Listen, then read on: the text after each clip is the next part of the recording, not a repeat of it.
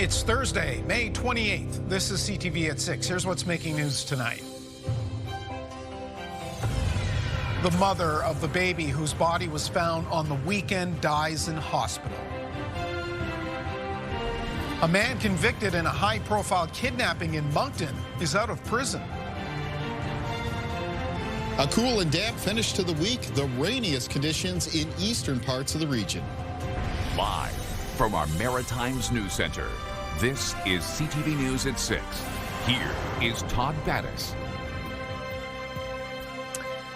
Good evening. The mother of the newborn baby whose body was discovered Sunday following a search in Halifax has died in hospital. The cause of her death is under investigation. It comes as two people related to her appeared in court on charges involved in the case. CTV's Callum Smith was in the courtroom. He has details.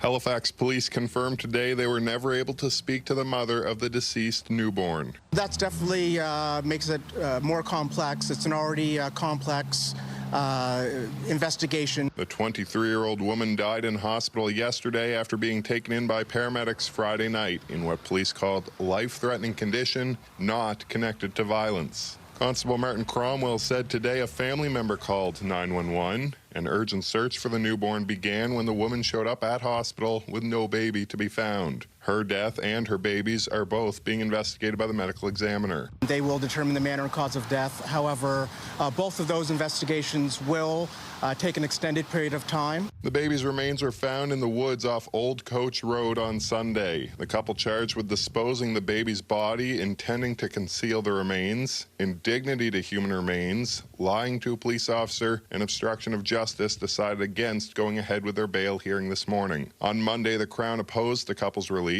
They'll stay in jail until their next court date in June, but the Crown said they could still apply for another bail hearing. According to police, the man charged was related to the mother but didn't say how. In response to speculation and racist comments online, police said, "We urge people on social media, anywhere, to just support anyone who's dealing with this as opposed to hateful comments online. It's a time for grieving. It's a time for support." Halifax police declined to say when and where the mother gave birth and haven't said if the baby was born alive, pointing to pending autopsy findings. There have been some preliminary, very preliminary results, but I'm not at liberty to discuss that kind of evidence. The chief Crown attorney reiterated to reporters that the couple, 23-year-old Sukhpreet Singh and his wife, 26-year-old Ramandeep Kaur, could face more charges. That is certainly a possibility, and that will depend on evidence that.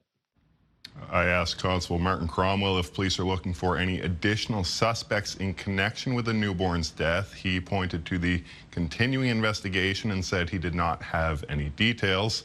Police committed today to providing more updates on the case when they happen, but many of today's answers were simply citing the ongoing investigation.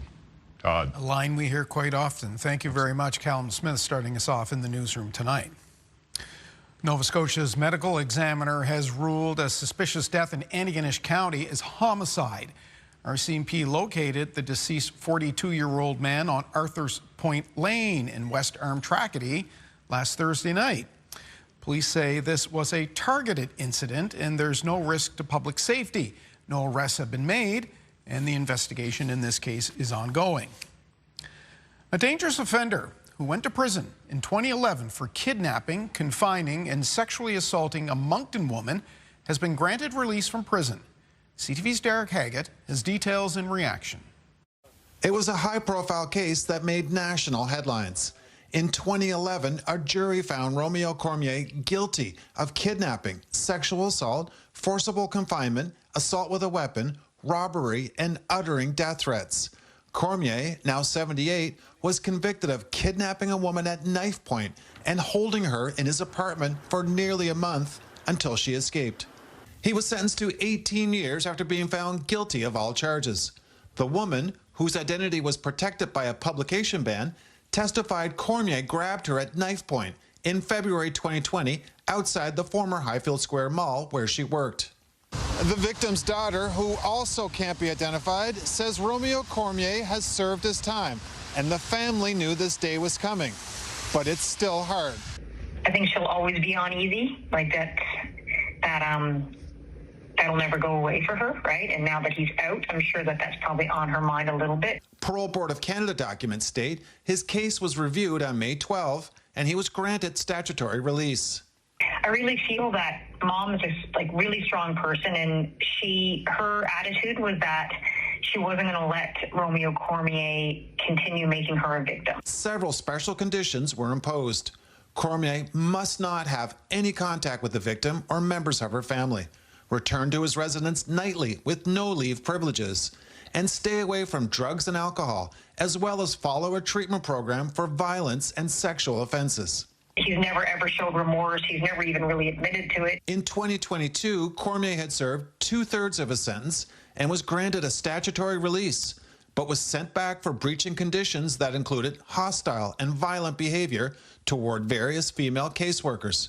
According to the Parole Board, statutory release is by law and not a decision made by the board. Derek Haggett, CTV News, Moncton. We have more on both of our top stories tonight at our website, ctvnewsatlantic.ca. Motorists in New Brunswick woke up to a welcome sight: smaller numbers at the gas station. Fuel was down 9 cents, gasoline in the province. PEI saw a dip too, but as CTV's Avery McRae tells us, the relief will be short-lived. Stephen Dobrik is traveling through the Maritimes from Ontario, so you can believe he had no complaints when he saw the price at the pump had plummeted. I'm hopeful it'll keep coming down and things get resolved, relatively quickly. But as I said, I think we need to, start thinking in the future about making changes. Maybe that EV is becoming, a reality sooner than later. Gas was down 9 cents in New Brunswick today, with folks around St. John filling up for $1.81. Gas was also down around 4.5 cents on Prince Edward Island Thursday, but unchanged in Nova Scotia. Well, it definitely makes it a lot easier to get back to work and keep going to work and pay bills, all that fun stuff. The desperation for refill relief is evident these days. This time last week, cars were lining up across the country to take advantage of Circle K's fuel days, with gas in the St. John area coming in around $1.87. Today, motorists were topping off for an even cheaper price, but they shouldn't get used to it. The short-term gain, for what it's worth, will indeed lead to long-term pain because it's going to mean several months of unusually high prices. Canadians for Affordable Energy President Dan McTagg says these prices are likely the best they are going to get for the foreseeable future, as he predicts the pumps will push back towards $2 as early as next week. Considering the world is short about 20% of what it needs to make ends meet, and we're using emergency supplies just to finish the day and to make sure economies run well, we're looking at a scenario where it's going to require much higher prices to, as it were, dampen demand in order for supply to catch up. McTagg predicts fuel could peak around $2.10 before long, and it's the last thing drivers want to hear. Oh, that's awful. Yeah, no, that's not good. Pump prices are expected to change in all 3 maritime provinces tomorrow. Avery McRae, CTV News, St. John. So a bit of a break in New Brunswick and on the island. The news is not so good if you own a vehicle in Nova Scotia. You'll be paying more after the Energy Board approved a fuel price hike. Starting Friday, another 1.7 cents will be added to the price of a liter of gasoline and diesel. It's being done to give gas retailers more revenue. They'll now get a total of 7.1 cents a liter to run their businesses. People are using credit cards more to fill their tanks, and that means retailers are paying more bank fees. The Energy Review Board, which sets prices, says this is an interim measure. A woman was taken to hospital after a head-on collision in Nova Scotia's Annapolis Valley last night. 2 vehicles were traveling in opposite directions when they collided just before 10 o'clock on Highway 201 in South Greenwood. A 23-year-old woman from Nickdale was hospitalized with injuries. The driver and passengers in the other car were not injured. For most of us, the smell of potato chips is far from unpleasant. For one group of people in Woodstock, New Brunswick, having that smell around them all day has led to a lawsuit. In the middle of the dispute is Covered Bridge potato chips. CTV's Nick Moore picks up the story. Covered Bridge Potato Chips turned its Woodstock, New Brunswick warehouse into a processing facility last year after a fire destroyed the company's original factory near Heartland. It did not take long for complaints in the factory's new neighborhood to mount, ranging from concerns about the lights, the sounds, and the smells coming from the factory. Susan Ryan is a nearby resident. The smell is like old, greasy fat. So it's heavy and old smelling, and it rests. It rests on the neighborhood. So there's some days that it's just 3 or 4 days of this constant old, greasy potato chip fat. Ryan is one of 17 residents in the neighborhood who have launched a legal claim against Covered Bridge Potato Chips. The residents allege the factory has caused a significant and ongoing disruption to their lives. In a statement to CTV, Covered Bridge's Vice President Brooke Dickinson says the company has made attempts and will continue to work to address concerns from residents. Dickinson says the company, which employs more than 110 people, plans to erect a fence, plant trees, and also add demisters and mufflers to stacks on the factory's roof. The company offered no comment on the legal claim launched a few weeks ago. The town municipal plan states that large industry is to be directed outside of town, and this industrial park is to take on a more business-like park atmosphere. That obviously hasn't happened, and I want to see the town follow their bylaws and their municipal plan. Resident Gordon Porter says people in the neighborhood were initially led to believe that the company set up here would be temporary. The company and the officials in the town never took any initiative to really engage with residents, talk with us about what was being planned. Everything happened sort of step by step, and what was supposed to be a temporary thing became certainly what appears to be a permanent arrangement. We also made a request for comment from the town of Woodstock. The municipality says it will not comment on any matter that is before the courts. Nick Moore, CTV News, Woodstock, New Brunswick. This is Water Street in Digby. It's currently 9 degrees. We get our first look at the forecast now. We bring in CTV meteorologist Caleb Mitchell. It has been a cool day throughout the region, and looks like it's going to continue. Yeah, cool, cloudy, and in some cases a soggy day. And around the Digby area, likely to see some drizzle, maybe a shower as we make our way through this evening and tonight. Other parts of the Maritimes, though, still contending with some rain. And that includes Prince Edward Island, parts of the southeast of New Brunswick, northern and eastern areas of Nova Scotia. From in and around the Minas Basin, Cumberland, Colchester counties, the North Shore, and then extending all the way up into Cape Breton, where there is still a chance of some bands of some heavier rain moving through as we go through tonight. And that's wrapping in off of a low pressure system that's going to be stalling out in the vicinity of Sable Island. That's going to keep the wettest weather conditions in the Maritimes around the eastern part of the region. So Prince Edward Island, the north and east of Nova Scotia. How much additional rain are we looking at? Well, as we head all the way through tonight and through Friday, that part of the Maritimes, parts of PEI, parts of the east of Nova Scotia could pick up another 10 to 30 millimeters of rain, and potentially higher amounts than that for parts of Cape Breton. Victoria County, Cape Breton County could see some additional rainfall totals, 40, 50 millimeters, and that could bring some overall totals for that part of the Maritimes into the 40 to 70 millimeter range over a period of about 48 hours or so, which means you would want to keep an eye out for some spots to see if there's any ponding water issues or even a little bit of localized flooding. It'd be areas where drainage is poor. The other thing I want to talk about with this weather pattern is just how slow it's going to be to change. It's all tied up into this larger weather pattern that's going on across the continent right now. We have this big ridge that's built up over Western Canada, record-breaking heat there, but then it dips down into this trough centered around Atlantic Canada, and a lot of cooler air sitting in that trough. And that's why the end of this month is going to be on the cooler side for us. There is a name to this sort of blocking weather pattern. It's called an omega block because the pattern it forms looks like the Greek letter omega. And the thing with these, Todd, is they're slow to shift, to change, but we'll look for when that will happen in the extended forecast when I'm back a little bit later on. Okay, we'll see you in a few minutes for that. Thank you. Talks have broken off again in the ongoing long-term care strike in Nova Scotia. The first negotiations since earlier this month did not last long before both sides left the table. CTV's Jonathan McGuinness has more. There was a glimmer of hope Wednesday when the union representing 3,600 striking long-term care workers and the province returned to the bargaining table. That hope, however, didn't last long. We convened at, I'm going to say 1:30, and we were done by 5. CUPE's long-term care coordinator says both sides tabled proposals. The province's was the same with one minor adjustment. Not enough, says Kim Kale. Houston's got his feet dug in, and, you know, he's waiting to starve our members out. And unfortunately, it looks like it may end up being a longer strike than what any of us ever thought. The union wants a $5 an hour raise for every member. Jamie Whitty wants this whole thing settled so his father can get more attention. He insists it's been lacking at the Port Hawkesbury nursing home. Really a significant decline in the overall quality of care. And that is having a growing impact on residents. We just don't get the support in terms of the cleanliness of this room. Obviously, there's no social activity anymore. He used to really enjoy going to the concerts and the musics. CTV News reached out to Minister Barbara Adams' office for comment but didn't hear back by news time.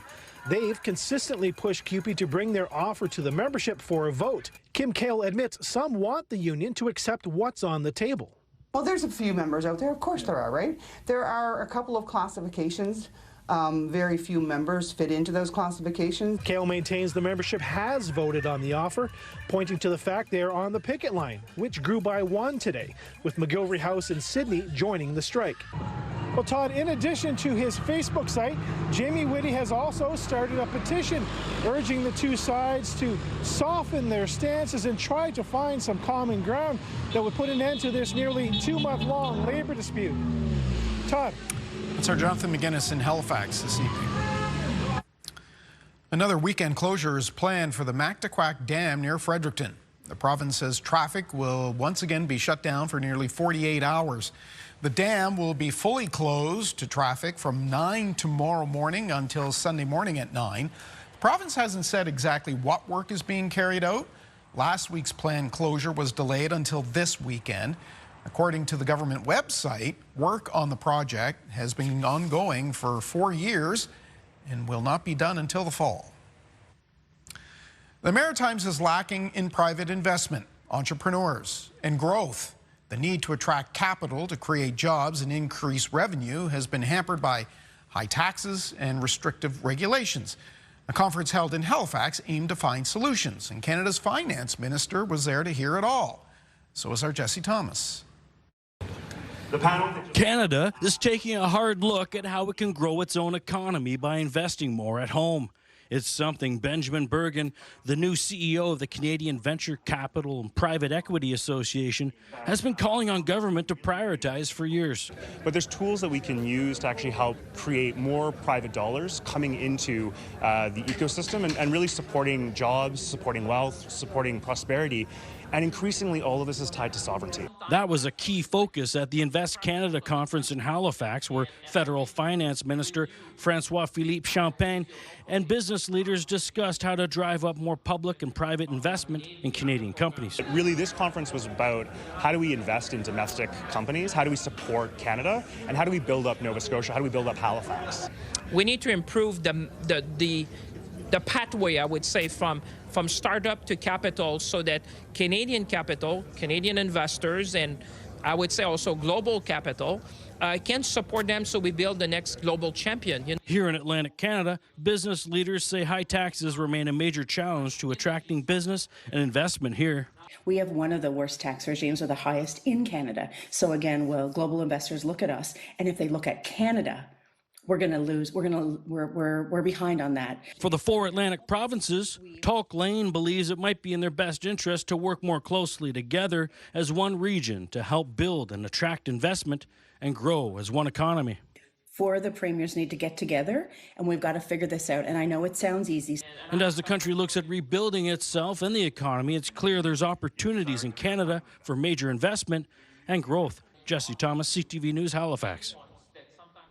Get the Maritime's top stories, breaking news alerts, and watch live. Download the CTV News app. A small New Brunswick town got some national recognition last night for thinking big. Salisbury won a National Environmental Award for its new net zero fire station. The award was presented earlier this week in Whistler, BC, to the Salisbury Fire Department by the Canadian Association of Municipal Administrators. Officials from Salisbury were on hand to accept the award and say the new fire hall was designed to meet the growing demand for fire rescue, cutting energy costs and reducing environmental impact. That's, I think, the biggest takeaway is that regardless of the town size, we're able to, while fulfilling the fire department's needs, also make sure that we're checking some other boxes and showing some leadership on that front as well. Last year we saw a 16% increase in calls. We're planting seeds for generations to come, but we're as well sending a message that our volunteer firefighters are very important and we're investing in them. The new station includes renewable energy features, increased water storage. Solar panels will be fully installed on the building by the summer. Time for a break. Still to come, soggy conditions for parts of the region tonight. Kalen will have the full forecast. But next, the latest on the war from Washington. U.S. sources tell ABC News American and Iranian negotiators believe they have a draft agreement to extend the ceasefire and reopen the Strait of Hormuz. The big question, will President Trump and the Iranian regime sign off on it? I'm Christiane Cordero in Washington with what we know coming up.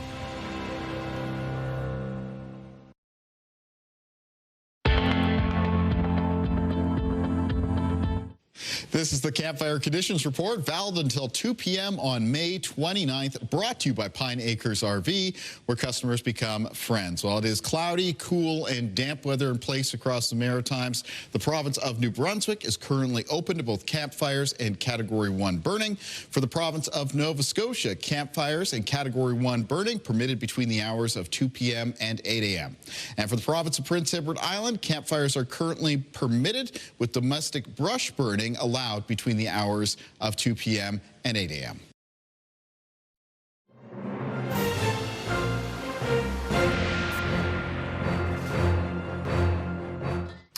There are developments tonight in the war. U.S. and Iranian negotiators believe they have a draft agreement for a short-term deal, according to officials familiar with negotiations.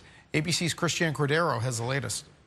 Today, another attempt to potentially break the deadlock between the U.S. and Iran. U.S. sources with knowledge of the negotiations say American and Iranian negotiators agree on a proposal to formally extend the current ceasefire and reopen the Strait of Hormuz. Neither President Trump nor the Iranian regime have signed off on the agreement, but sources say they believe the plan on the table can win support from both countries. It comes just hours after back-and-forth airstrikes across the Middle East. The Iranian military released this video claiming to show missile launches. ABC News has not been able to verify the video. U.S. Central Command says it struck Iranian drones near the Strait of Hormuz last night. Soon after, Kuwait's air defense systems intercepted an Iranian missile. If that wasn't intercepted, I can see that this entire war would have been kicked back off and we would have gone back into major combat operations. Even as negotiators work out a ceasefire extension, today both the U.S. and Iran accuse each other of violating the current agreement. Iranian state media read a statement today from its supreme leader, accusing the U.S. of trying to create division to compensate for what it calls failures. If top U.S. and Iranian leaders agree on the new proposed deal, the crucial Strait of Hormuz would gradually reopen over the next 60 days, with the U.S. ending its naval blockade there and Iran loosening its grip. Iran insists it has sovereignty over the strait, while the Trump administration is adamant the regime will not control the strait long term. Nothing is going to be on the table until we see the Strait of Hormuz open and the Iranians agree that they have to turn over the highly enriched uranium and that they can't have a nuclear program. One thing not hashed out in the new proposal, Iran's future nuclear capabilities. The short-term deal would allow for a 60-day window to negotiate that issue. Christiane Cordero, ABC News, Washington. Don't put that jacket away. You're going to need it for tomorrow. It is a chilly end to the week. Kaylin has the details in the weather after this.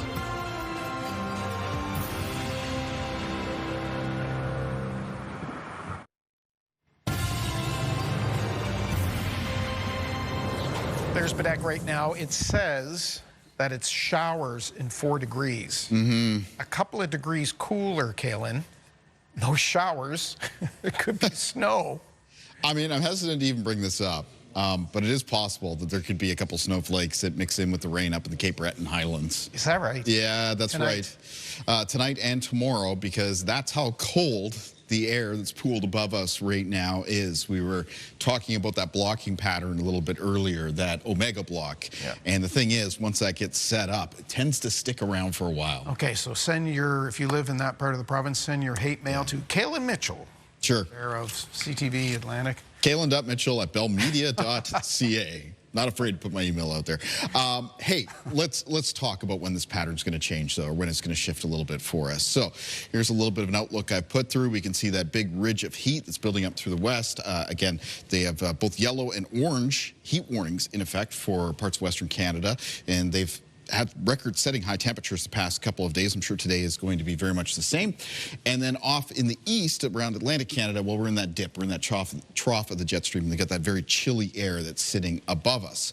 So this pattern, it's going to linger through the end of this week and into the upcoming weekend. Still some heat in the prairies, so it's going to begin to break for the provinces of Alberta and Saskatchewan moving through the weekend, remaining very hot, though, in Manitoba through the weekend into the start of next week, whereas our temperatures here in the Maritimes, this is Saturday, are still going to be held cooler through the weekend. And into Monday and Tuesday of next week. Some recovery for the province of New Brunswick beginning on Monday, but temperatures will come down with a chance of showers on Tuesday. It's after Tuesday of next week when temperatures look like they'll really start to climb for the Maritime region. That pattern breaking down and headed up as we head towards Wednesday, Thursday, and Friday. So there is some change in the horizon. It's a few days away yet, but it is in that long-range forecast. Now, taking a look at what's going on for weather for tonight, there's going to be a lot of cloud cover around the Maritimes. In most cases, chance of some patchy drizzle and fog tonight, but still some rain expected. Prince Edward Island and around northern eastern areas of Nova Scotia. And there you can see on the timeline a few little blues showing up and around the Cape Breton Highlands. That's that chance of a few snowflakes mixing in with the rain, and that continues into Friday morning.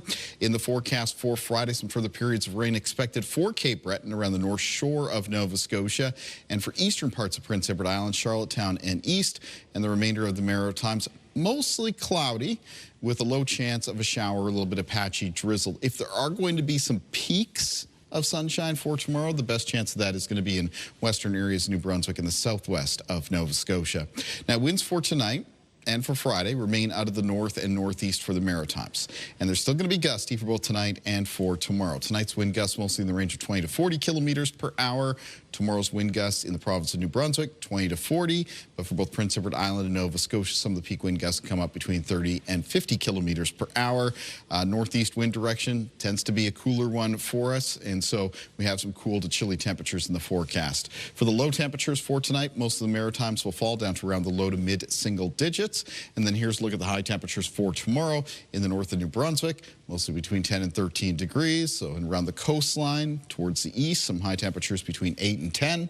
14 for Fredericton for tomorrow, 13 for St. John, 15 degrees for Grand Manan.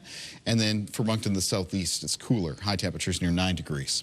Prince Edward Island for tomorrow with high temperatures between 6 and 8. For eastern areas of Nova Scotia, very similar to today, so it's going to be chilly with high temperatures between 4 and 7. Northern and central parts of the province for tomorrow with high temperatures between 7 and 10 degrees. And like today, if we're looking for temperatures that are, just a little bit above that, and this is still cool for this time of the year, there may be some low teens in the southwest. Taking a look at the extended forecast for New Brunswick. So again, cool through the upcoming weekend, cloudy periods though for Saturday and Sunday. Got that chance of showers on Monday and Tuesday of next week, but you can see temperatures rise in the forecast for Wednesday and Thursday. And again, that's when this weather pattern is expected to break down and things begin to moderate a bit. Not only that heat in the west, but also our chillier conditions here in the east. Taking a look at the 7-day planner for Nova Scotia, cloudy periods to start the weekend. And then on Sunday, there's a chance of showers, mostly for the east of the province, including Cape Breton. Cloudy periods on Monday, and then a chance of showers on Tuesday, and then hopefully temperatures warm up Wednesday and Thursday of next week. And for Prince Edward Island, the outlook, we have some patchy drizzle, cloudy conditions on Saturday, cloudy periods in the forecast for Sunday and for the start of next week, followed by a chance of showers on Tuesday, then a mix of sun and cloud Wednesday and Thursday. Todd. We are hopeful for the beginning of June. That's right. Thank you. We'll see you at the end of the show, Kaylin. Next, we'll talk about the future of AI, the good, the bad. Stay with us.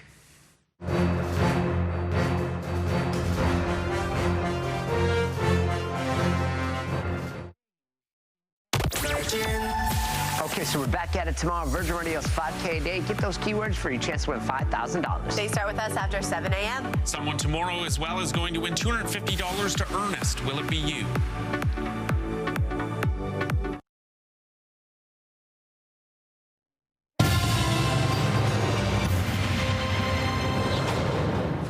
Welcome back. Artificial intelligence is going to change society. We keep hearing it's being implemented across, well, virtually every area of life at a rapid rate. And if you wonder who is pushing to make sure technology doesn't overtake democracy or people as it all unfolds, our guest tonight is certainly one of them. Hilary Hartley has worked in nonprofits, was a deputy minister in Ontario's first chief of digital in the digital office, held a White House fellowship.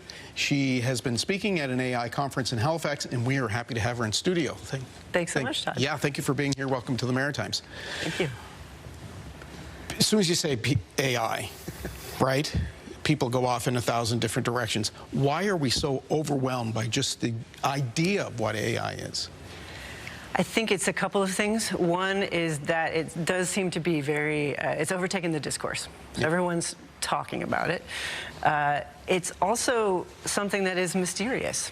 You can try it for the first time and it feels like magic, which is both compelling but also scary. Like, how the heck is this working? Yeah. How does this work?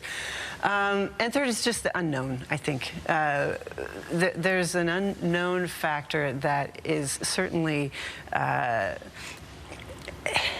you think about how everybody's scared it's going to take jobs away. Everybody's scared it's going to kind of drive certain types of roles and industries in directions that people don't know about. But that's happened with every technology. Yeah, I was going to ask you. I mean, I remember the same argument when the internet came out. That's right. Right? It had all these promises, but there was right, and there was always a boogeyman aspect about it too. Is AI essentially the same, or is this something that we really can't understand because the largesse of it? Yes. The technology itself is also creating things like beyond folks' imagination. Yeah. So you put in a few words and you can spit out a movie. So there's also that threat around just the creative piece of it. I was telling you earlier, my kids are artists, and yeah, they're not thrilled. They're not thrilled, no. You know, because there is just the looming threat of licensing issues and how are we going to make this fair? So it's complex. It goes in every direction. It doesn't help, perhaps, that you have CEOs rather like OpenAI CEO Sam Altman saying that there is going to be an apocalypse coming for jobs, and then he walks it back. Which statement do we believe? AI, in my view, there's many types of AI. AI is not right. AI in every scenario. But the kind of AI that most people think of when they think of something that's going to take their jobs, I really do believe that AI is more of a partner. You know, I do joke, it's my intern. I've got it doing all of the things that I really don't want to think about. And it's also an enabler.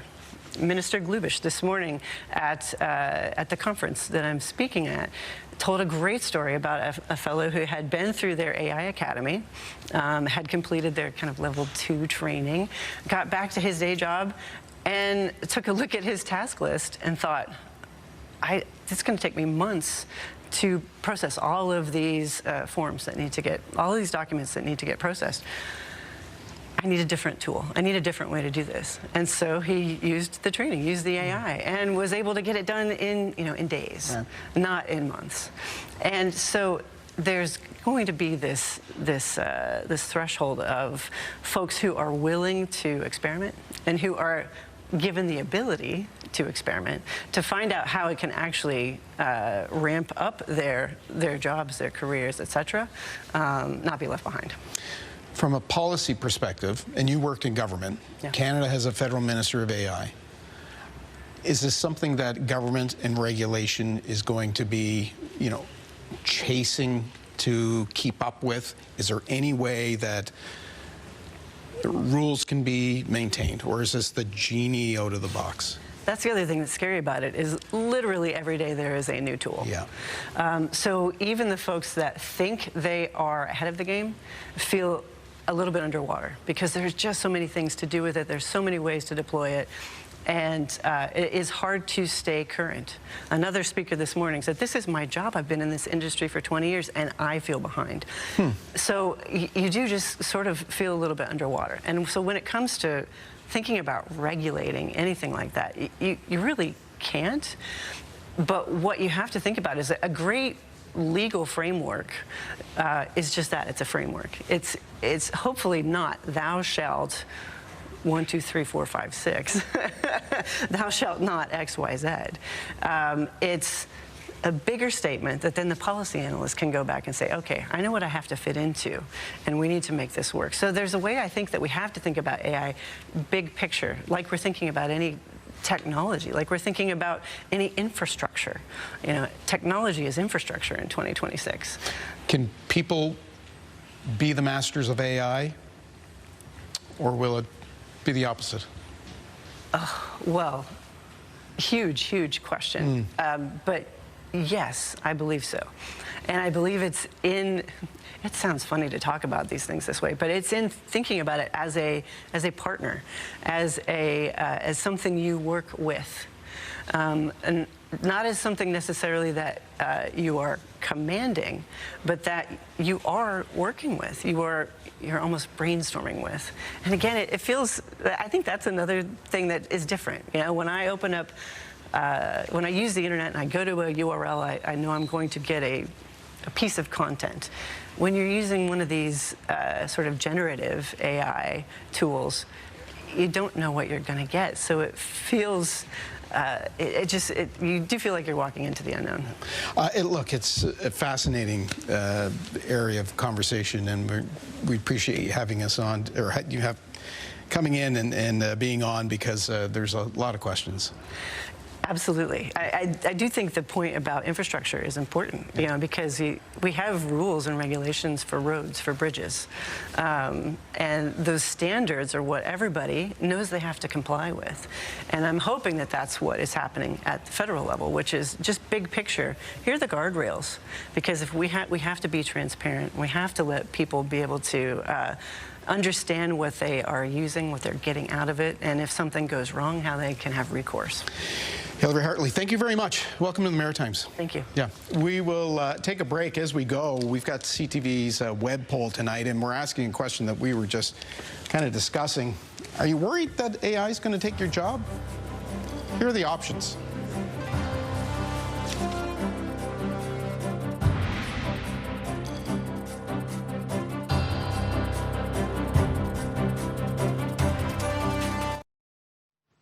In health news tonight, another province declares gender-based violence an epidemic, and Ozempic is slashing prices to compete with generic versions of its weight loss drug.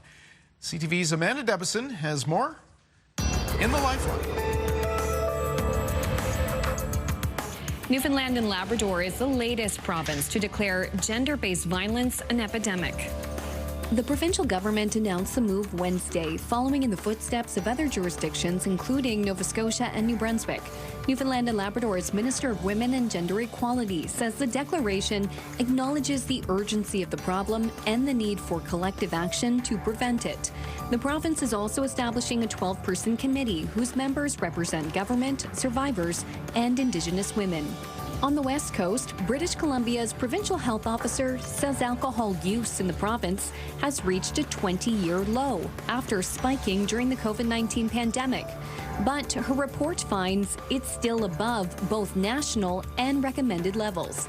Dr. Bonnie Henry's report says as of 2023, British Columbians average 8.8 drinks per week, far above the recommended 1 to 2 drinks per week. Young people are not drinking as much as they have historically, but 38% of people aged 12 to 19 report having tried alcohol. Finally, the makers of Ozempic are slashing their prices to compete with the generic brand. Danish drug maker Novo Nordisk has announced that some Canadians will be able to buy the brand name Ozempic at a reduced price. It comes as 2 generic versions of Ozempic and Wegovy have started arriving at Canadian pharmacies. The discounts will kick in Friday and will be available to eligible Canadians who don't have public or private coverage. The reduced price can be accessed using a Novo Nordisk savings card, which can be used at local pharmacies across the country, excluding Quebec. With Health and Medical News, I'm Amanda Debison for the Lifeline.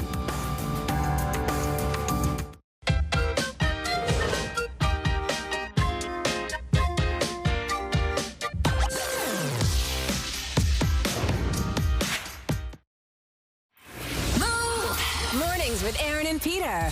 Join us tomorrow for the IWK Radiothon, a weekend of gifting. Supporting the urgent priorities of the IWK starting at 6 tomorrow.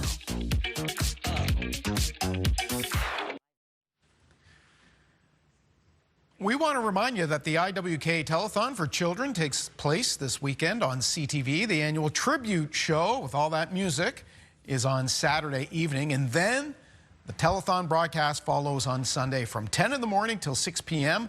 And it looks like the weather might make for good TV watching on Sunday, so please join us as we have another great telethon weekend. All right, let's turn our attentions now to the markets. The Dow ended the day up just 24 points. Canada's biggest banks reported earnings today, beating expectations. So let's get those details from BNN Bloomberg's Marilla Fernandez. Royal Bank reported a profit of $5.5 billion for its latest quarter. That's a 26% improvement over last year.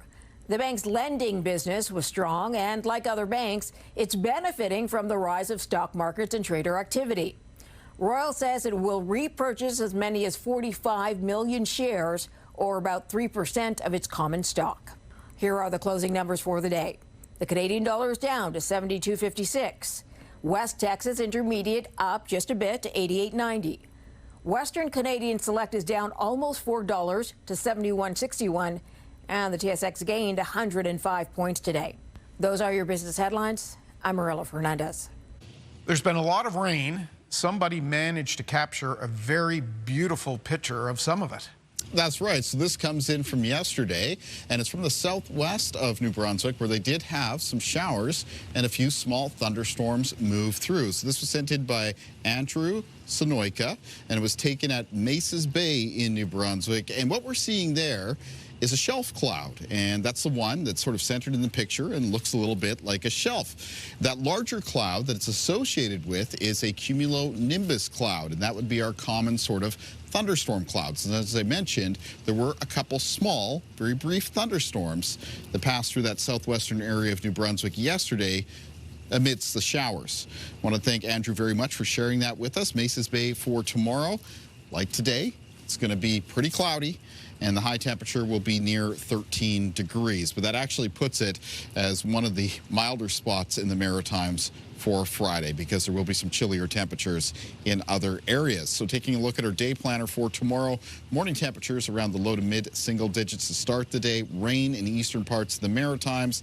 In the afternoon, that rain persisting around the east of Nova Scotia. Other areas in the region cloudy with a low chance of a shower. Let's find out what's coming up on your Morning Atlantic.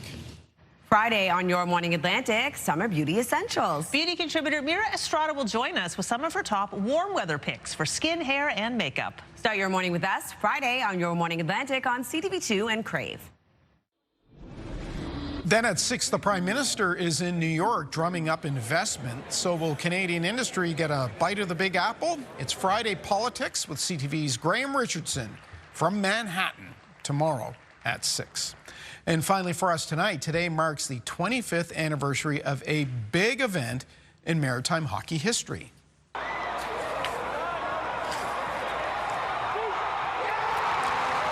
A quarter century ago, May 28th, 2001, the St. John Flames won the Calder Cup. No doubt some of you were there. They took the final series 4-2 with a 1-0 win in Game 6 at a sold-out Harbour Station. The Flames became the 4th and final maritime franchise to win the AHL championship. And you can see more of this historic event in our Video Vault section of the website. Great video. That is a look at the day here at home.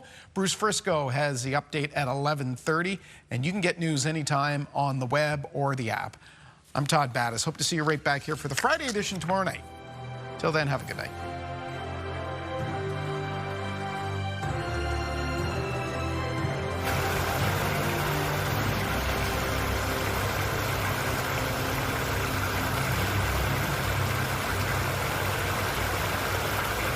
CTV News, the Maritime's #1 newscast. Watch live on Crave.